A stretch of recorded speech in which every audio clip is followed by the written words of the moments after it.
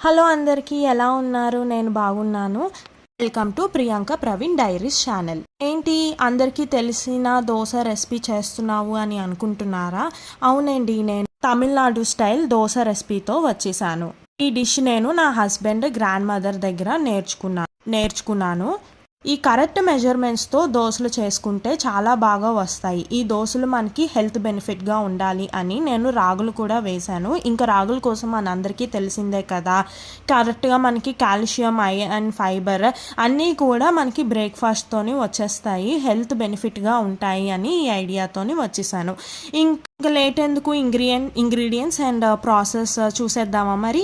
1 cup urad dal and 1 to 2 spoons fenugreek seeds తీసుకొని నీట్గా wash చేసుకొని డ్రింకింగ్ వాటర్తోని ఓవర్ నైట్ సోక్ చేసుకోవాలి 7 to 8 hours. నెక్స్ట్ ఏ కప్తో అయితే ఉర్డల్ దాల్ తీసుకున్నామో అదే కప్తోని 2 cups రేషన్ బియ్యం అంటే రైస్ నీట్గా వాష్ చేసుకొని డ్రింకింగ్ వాటర్తోని 7 to 8 hours సోక్ చేసుకోవాలి. ఈ రెండు కూడా సపరేట్ వెసల్స్లో వేసుకొని సోక్ చేసుకోవాలి.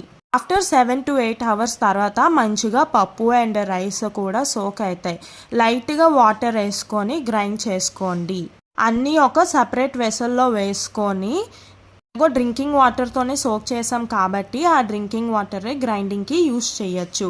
అంతా గ్రైండ్ అయ్యాక నా దగ్గర హోమ్ మేడ్ వేసుకున్న రాగి పిండి ఉంది, సో అది నేను 1/2 cup వేసుకున్నాను. మీకు వద్దనుకుంటే ఈ స్టెప్ స్కిప్ చేయొచ్చు. ఆర్ రాగులు రాగా ఉండి పిండి లేకుండా ఉండి కూడా 8 hours సోక్ చేసుకోండి సపరేట్గా. అన్నీ మంచిగా మిక్స్ చేసుకోవాలి. Please avoid hand mixing, because summer season కదా, స్పాయిల్ అయిపోతాయి అన్నీ కూడా మనం హ్యాండ్ పెట్టి చేస్తే. ఇప్పుడు ఈ పిండిని 8 hours సోక్ చేసుకోండి, సాల్ట్ అయితే వేయొద్దు. అప్పుడే 8 hours తర్వాత అంత మంచిగా ఫర్మెంట్ అవుతుంది. సరే, పిండి అంతా కూడా 8 hours తర్వాత ఎంత మంచిగా నానిందో. సో ఇప్పుడు ఇదంతా మంచిగా మిక్స్ చేసుకొని 3 spoons సాల్ట్ వేసుకోవాలి. ఇప్పుడు ఈ దోశ బ్యాటర్ అన్నది మనకి రెడీ అయిపోయింది. నేనైతే నెక్స్ట్ డే మార్నింగ్ దోశలు వేసుకున్నాను, మీకు కావలిస్తే అప్పటికప్పుడే వేసేసుకోవచ్చు. ఇప్పుడు దోశలు ప్యాన్కి స్టిక్ అవ్వకుండా ఎలా వేసుకోవాలో చూద్దాము. ప్యాన్ మంచి హీటింగ్లో పెట్టుకొని ఇలాగా ఆనియన్ అండ్ ఆయిల్ మిక్స్ చేసుకొని ప్యాన్ మీద మంచిగా రబ్ చేసుకోవాలి, ప్యాన్ హై ఫ్లేమ్లో పెట్టుకొని. ఇప్పుడు దోశ బ్యాటర్ అంతా కూడా మంచిగా మిక్స్ చేసుకొని ప్యాన్ మీద వేసుకోవాలి.